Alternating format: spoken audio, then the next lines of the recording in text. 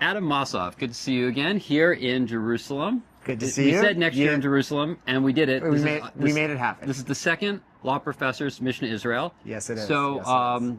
what are we doing here, and why are we doing it? We're here back with a new group of professors, people who could not make the first mission or were unavailable or just did not know about the first mission, people who are very interested to come here to learn about what had happened on October 7th and its aftermath.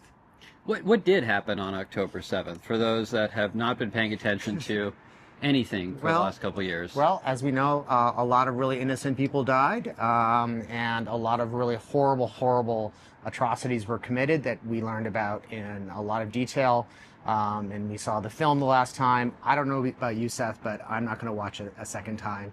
I can't bring myself. That will live with me for the rest of my life. Yeah, well, you know, I plan to watch, we'll talk about maybe that film a little bit too, but you know, one thing that really struck me, and the reason I am going to watch the film of Hamas's murder spree again, is I'm here because what happened after October 7th on U.S. campuses. Yes. And it not only did we have a horrific incident, the largest murder of Jews since the Holocaust that happened on Israel's sovereign territory, but almost immediately afterwards, American campuses had celebrations. Yeah. Cheering and championing this murder spree, and that was even before the war in Gaza began in any earnest attempt, and that deeply troubled me. Mm-hmm.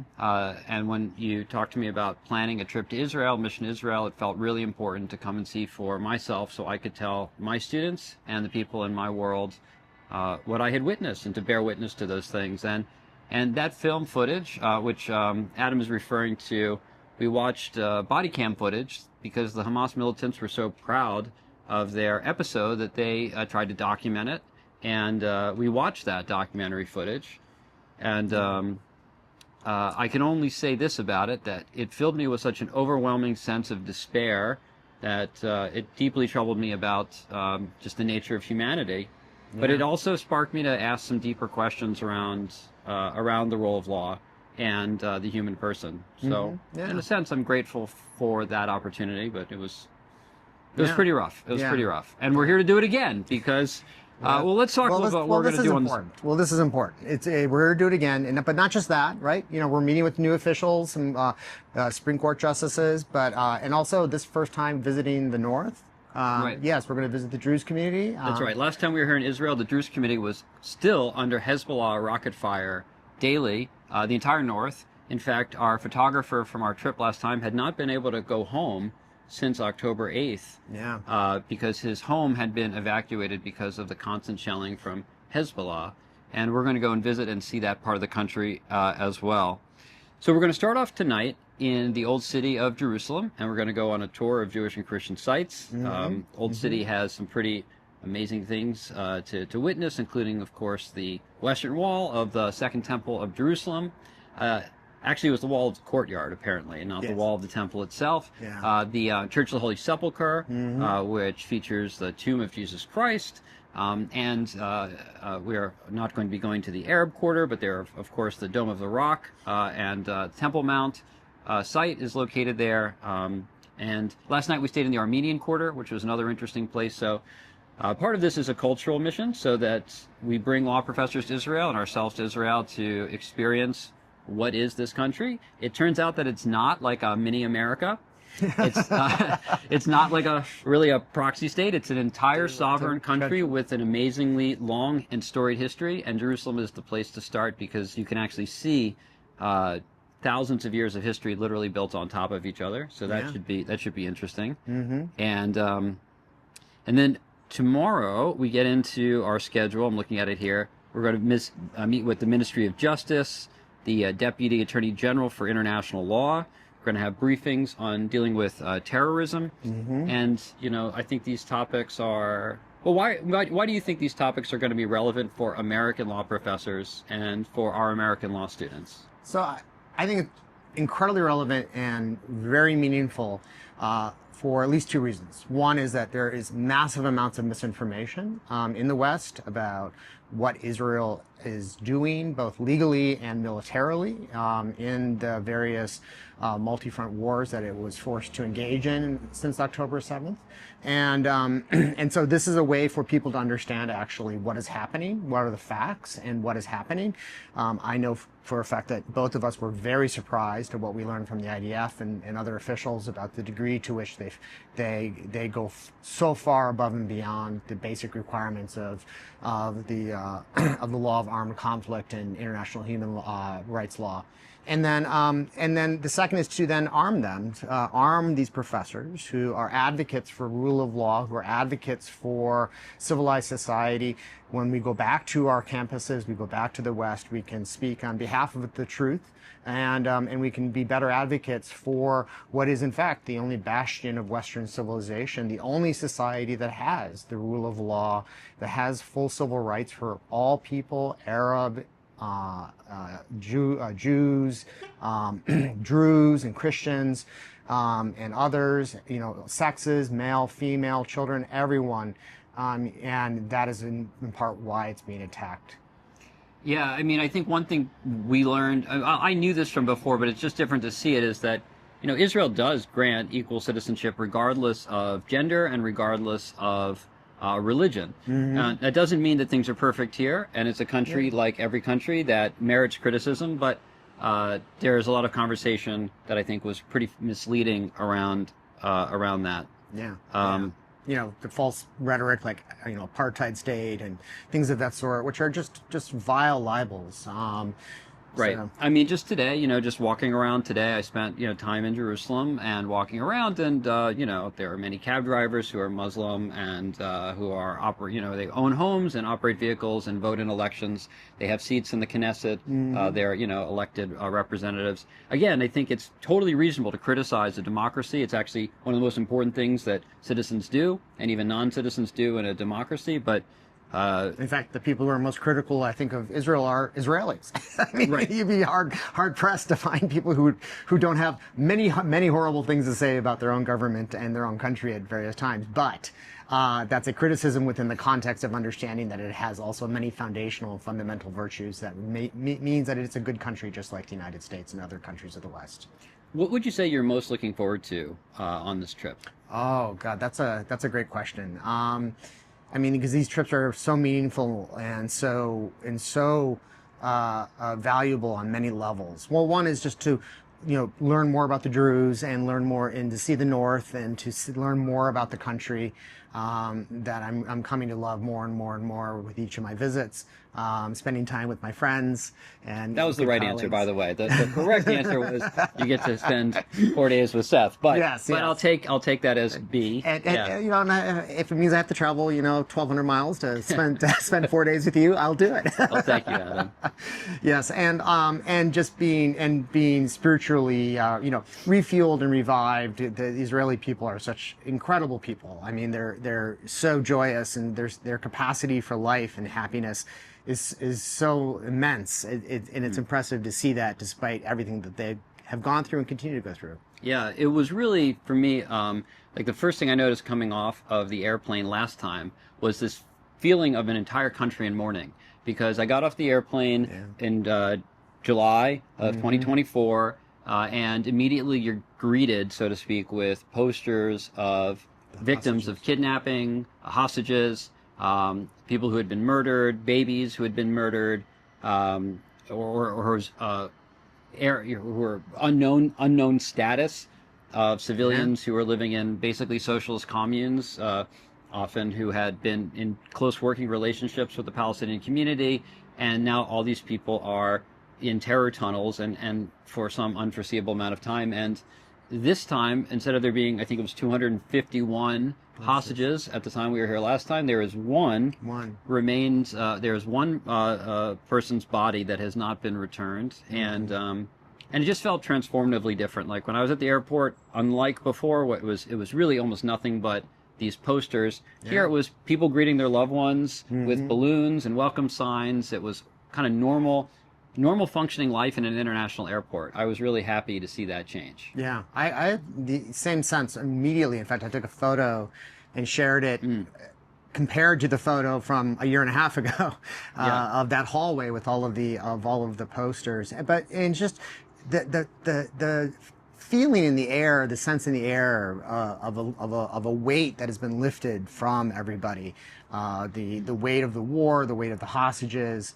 Yes, I mean, things are still, unresolved, and there's still much that has to be done, but, it's still a big difference to have the hostages returned, all except the one deceased hostage, or I should say murdered hostage, and to have there to be this kind of moment of ceasefire where there's no active combat occurring, in the sense of the dread of knowing what will happen next. Yeah, last time one of our events was we prepared a barbecue for IDF soldiers that had returned that very day from active combat. I spoke with a group of 5 or 6, I would guess I'd call them young men, but really they were like boys to my eyes, who were probably 18 or 19 years old. And they were all in the heavy artillery division and machine gunnery, and they all joked very loudly that they were all half deaf already and had seen colleagues killed in front of their eyes, had experienced earlier that day someone pop out of a tunnel and attack them. And while we didn't discuss this, I'm quite sure they had also killed people.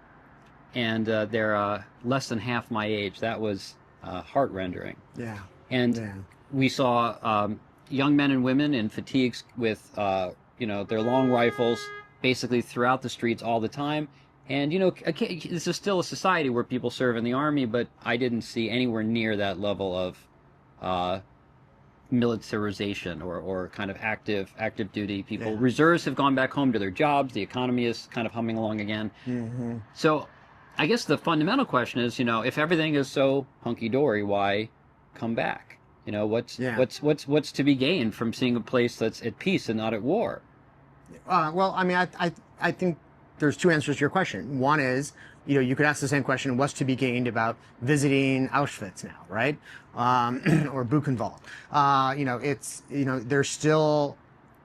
It's still incredibly important to bear witness to, as you said earlier, right? The single largest day massacre of Jews since the Holocaust. What was truly a genocidal attack in every sense of the term. And to remind ourselves about it. Let's make no mistake that Hamas has a charter which is based around, the entire organization is based around the idea of eradicating the entire Jewish population. Yes. Yep. From the river to the sea does in fact mean exterminating every Jewish human being located here, and that was part of their effort. I think that's part of the misinformation we sought to clear up. Yeah. Yes. And and as Golda Meir famously said, or so rightly said, right? You cannot make peace with someone who has come to kill you. And I mean, they are modern Nazis, and I think that's the second answer to your question, is that we're in a ceasefire. This isn't resolved. Hamas is still a fighting force. They're still engaging in combat, and not specific, not to the intensity that they were a year and a half ago. But and Iran is still there funding all of this. Hezbollah is still attacking. The Houthis are still there, and so the situation is not resolved. And so we need to continue to be here to show vigilance, to learn about what's happening on the ground, to learn about what's happening when this erupts again, which inevitably will, we can be prepared to step in, because we're going to see then the same explosion of pro-Hamas protests on our campuses and whatnot as well, and we'll need to be able to respond to that effectively as well. I share that fear. I mean, for me, look, cards on table. Seth Oranburg is Jewish, and never would have guessed. Never would have guessed. And I've been to Israel before, and Israel is a part of my heritage, hopefully my future and my family. But I'm not here because I'm pro-Israel. I'm here because I am pro-rule of law. Yes. And as an American law professor, the commitment that I made as a lawyer and as a law professor is to support and uphold the rule of law. And fundamentally, what terrified me beyond what happened on October 7th was, again, what happened on October 8th, which was a celebration for murderous totalitarianism, which is anathema to the rule of law. Yeah. And I'm hoping that through these missions, through these trips, we can really have deeper conversations that rule of law means all the time. Yeah. It doesn't mean when you like the person or when you dislike the person. I mean, rule of law means that it's a set of rules that applies equally to everyone on a durable basis, and that's what actually protects us all. Because my deepest fear is that, sure, like you might win a particular battle by violating the laws of armed conflict, but you lose the greater war in the sense that civilization is then at risk. And so, I don't know, maybe it's a little hubristic to think of ourselves as defenders of civilization, but I think there is a part that we have as law professors and lawyers a role to play. I don't think it's hubristic at all. I think that it's part of our professional commitment. Barry Weiss, when she spoke at the the Federalist Society's convention in 2023, right? The title of her talk was "You Are the Last Line of Defense," and what that she meant is not the Federalist Society. She meant you lawyers, the lawyers who are here in the audience. The lawyers are the last line of defense. And I think it's part of our professional commitment. And even more fundamentally, the rule of law is one of the, clear virtues and incredible achievements of Western civilization. And these attacks are not just attacks on Jews, or not just attacks on Israel. Fundamentally, as we have seen in the West, in the nature of the anti-Semitic and genocidal slogans being chanted, that they also include attacks on America, that this is an attack on the Western civilization. So, which, as you have beautifully described, includes the rule of law. And that's how our small part that we play in it is, as lawyers, that we are the advocates for that. Right. I see the rule of law, and moreover, law is fundamentally the alternative to violence. Yeah. And it is our job, and I mean ours, not just you and mine, but everyone who's watching this video who cares about the rule of law, every student that I teach, every professor that I have the privilege of calling a colleague. I hope we all share this conviction that it is our job to resolve violence through law. It's a way of disposing of conflict without disposing of human lives. Yeah, and I'm proud of that, and I think that's something I want to keep doing. It's a real and it's a fragile achievement of the West. Yeah. And it's something that we really need to stay focused on and vigilant about. And it's certainly being on the ground here in Israel post October 7th, I think makes very real what it means to engage in this enterprise as lawyers, as law professors, and because you can sometimes lose that perspective and all the getting involved and caught up in all the details and internecine fights that we engage in as lawyers. Sure. and as law professors. There are many just causes, and some of them involving minutia, like whether I have some technical opinion on where we draw the line at the Heinz-Hirschfelder index for how much concentration is too much concentration in a market involving decentralized autonomous organizations. But there's also something maybe perhaps a little more enduring and fundamental, which is a combined commitment to democracy and the rule of law. Well, thank you for doing this with me, Seth. Absolutely. It's really always honored, Professor always a Mossoff. pleasure. My brother. Achim.